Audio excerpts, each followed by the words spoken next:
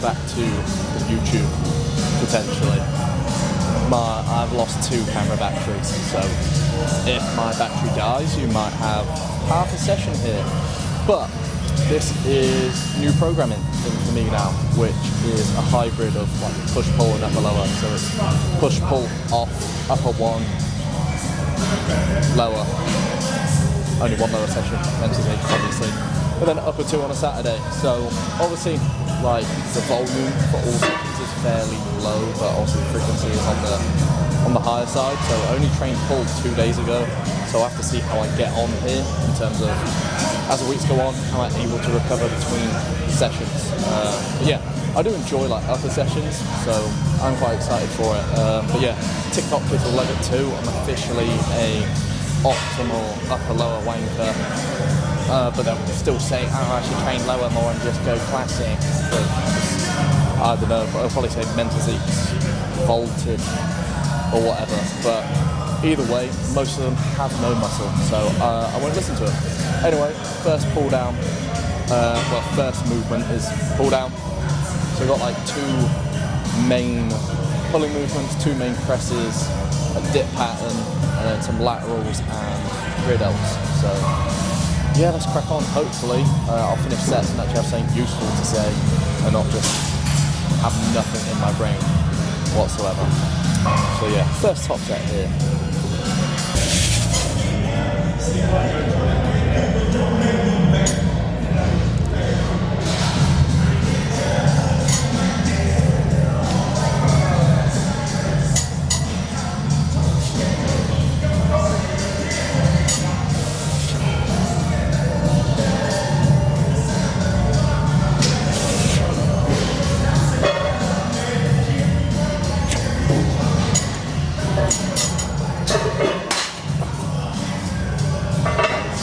It's hard, heavy pull down.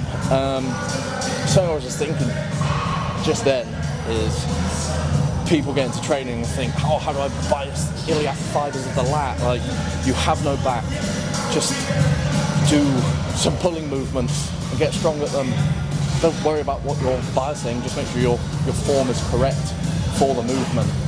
Like, when I first started training, I didn't even think about, am I retracting my scapula or not? All I thought was moving the weight towards me with the correct sort of body composition during the movement. I just did the movement, I didn't worry about what I was biasing. I don't know what point I'm really making there, but just don't overthink it, essentially. Think about it later down the line.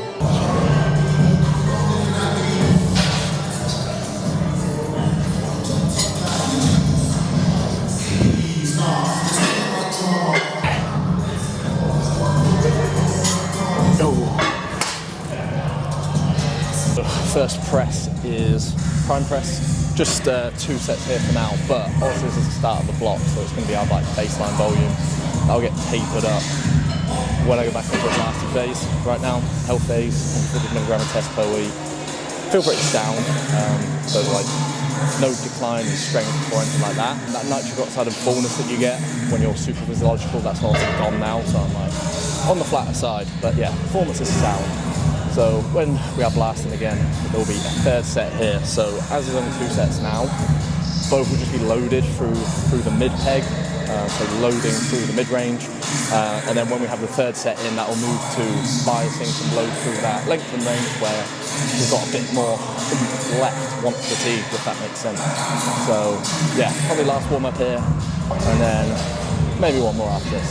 We'll see. I like a fair few warm-ups, especially when it's the first press, just to make sure got blood in the muscle and joints are fully warm, so we've got some safe pressing that I can connect fairly well with.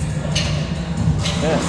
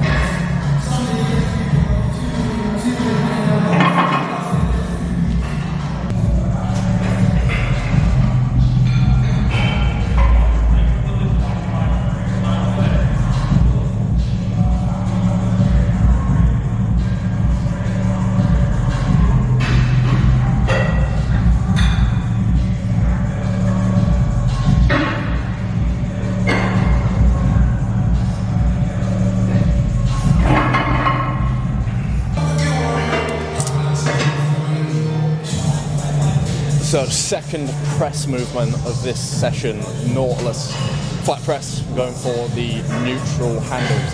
So this is very hard in the short, so obviously I'm going to be carrying a bit of fatigue into it from the prime press. So also first time doing this session, see how I get on with it. If it's just not really viable, then we'll change it for something that's a bit less demanding in that short on position. But it's a good machine, connect really well with it, get good range, so just have to see what I get.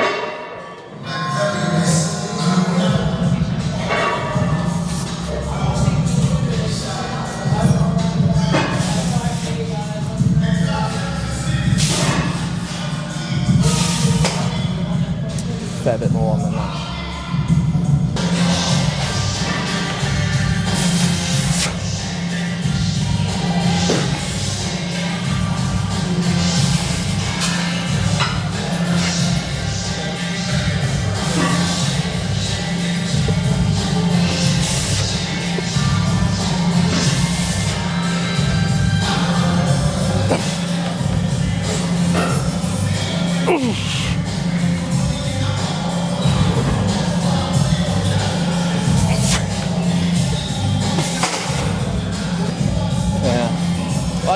Alright, that's another argument, is having something that's really hard in the short really optimal as your second press? Probably not, but I really like the machine, so I'll probably just carry on doing it. Funnily enough, enjoyment matters. It's like people just get into training now. I don't care if I hate training as long as it makes me the most progress possible. It's like, right, if all you care about is the result, fantastic, but why not do both? Yeah. Enjoy it and get the result. If you like it, it's probably going to be better than more optimal. More than one. You're going to do it more. You're going to apply more. You're going to apply 100%. If you don't enjoy it, I don't believe you'll apply 100%, even if you think you are. Yeah. There's multiple ways to skin a cat, so there'll be one way where you can enjoy most of it. So, extreme bro, so retraction work of the session. Really big fan of this. There's like, obviously, any prime kit you can bias, the resistance profile to whatever you like. So here it's biased towards length and range, so in that stretched position. So yeah, feels pretty good. It's the first time having it set up like this. I've used it before, just not with this much load placed in that lengthened position. So we'll have to see how it gets on. Also, this may be just half a YouTube video. If it cuts off soon, you know why. My mic is dying, my headphones are dying, so lost 2 batteries. Not a YouTuber, mate. It's not good, is it? Anyway.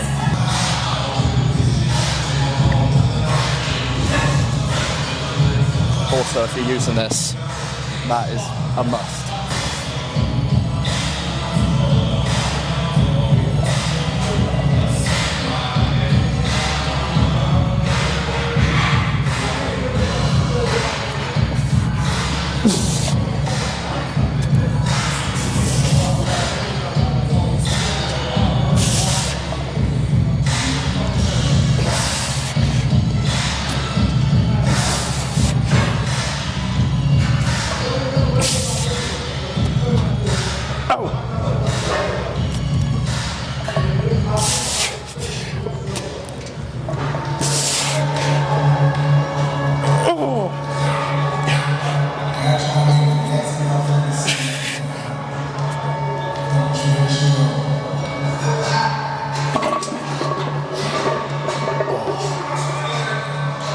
So much fucking head pressure in that stretch.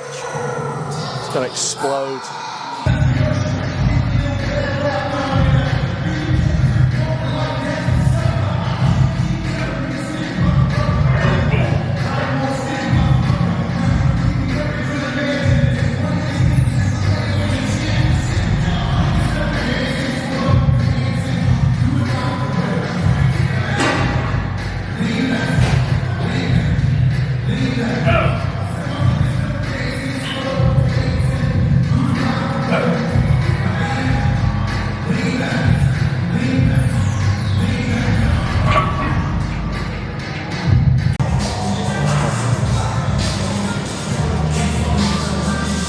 Quick headphone change because my other pair died.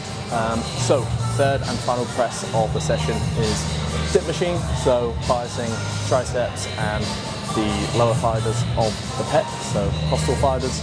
So as you might have noticed during the session, every single press I've done has had a different focus. So obviously prime, incline press, upper fibers of the pec, the nautilus press, the flat, so your sternal costal fibers of the pec, and then here, lower costal fibers of the pec. So all different focuses, slightly different resistance profiles, but we don't need to get into that too much. Prime first is loaded through the mid-range, nautilus is fairly hard in the short, and then this is just loaded through the mid-range as well. So yeah, that's just one set here, so crack on.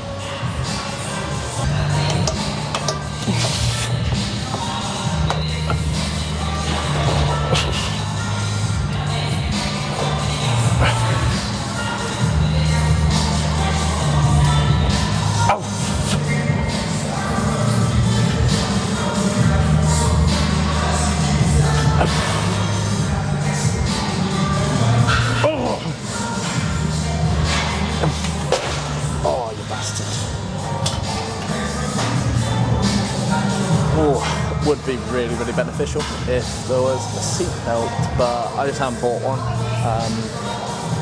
Sometimes gyms have a seat belt available to use, but I'll say it's more on the rare side. But if you have one, use it. Just lock your hips down, so if you're able to do that and create a bit more stability, you're just going to be in a more fixed position. And by doing that, you're going to be able to produce more force, move more load, keep more tension on the muscle, and grow more, essentially, over a period of time. So yeah, crack on with that. Something I will be getting back into is logbooking through, especially through this first phase of this new programming, just so I know where things are at, have a good ballpark of figures in my head, but I probably will just continue to logbook like for the foreseeable, just so I have that peace of mind in my head that I am progressing, I am putting more load on movements, I am using loads that I've never used before, and if that's done with the correct form, obviously it'd be with the correct intensity, and over time that is going to have no choice but to really add up to muscle gain, especially while taking my body weight up slowly. All you need is a small surplus. There's really no point of jumping up the scales like kilos each week, because like building muscle is a very slow process, so you're not gaining, like you're gaining very, very small amounts of muscle each week.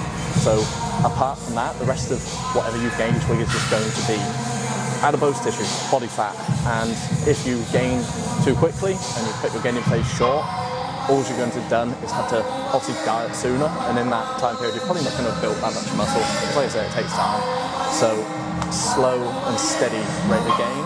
Don't ruin your insulin sensitivity, so that's your ability to uptake nutrients like into a cell, and you'll be good to go. So that was a long-winded way of saying I'll be logbooking and take my body weight up slowly. Fantastic. So some of my advice for programming would be put your weak body parts early in the session. This way you're going to be fresh, fatigue-free, you're going to be able to put a lot of energy toward those sets and get a lot of stimulus out of them. For example, my delts are by no means a weak point, so we've got them right at the end of the session. There's no point me really having them early on because they're not a problem area. So I need my weaker body parts early on, for example, pecs, my back. Their body parts I really need to bring up, so they'll be placed early in the session. So yeah, if you're unsure how to bring up a weak body part, that is one thing to do. Have it early in the session.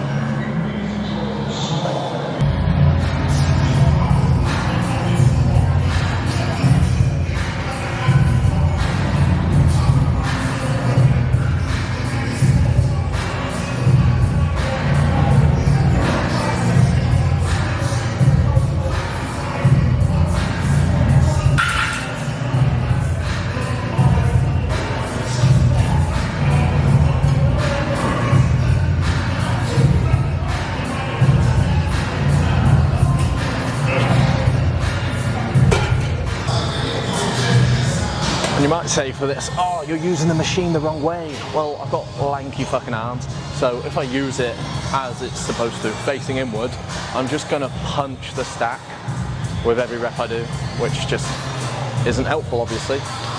So one of my favourite lateral raises is the Life Fitness one, because the weight stack is in front of you, so you can drag away from the body and cue sort of dragging up the wall to get a really good connection with your side delts. So yeah, that is a big reason of why it's one of the favourites. So I wish every machine had it in front, but oh well.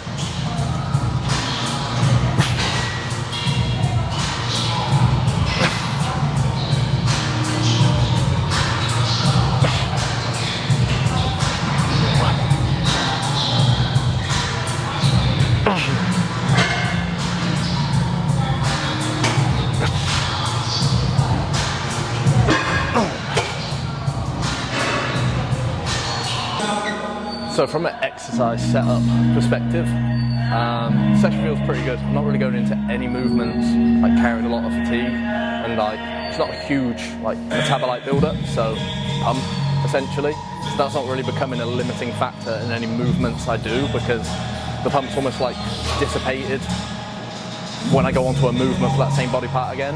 So obviously I had like prime press, no Nautilus press, so obviously yeah, I'm gonna carry fatigue between those two because it's one body part after another. But when it's like a push, then a pull, push, pull, like you've got that sort of time for that body part to recover, so you almost go into it quite fresh.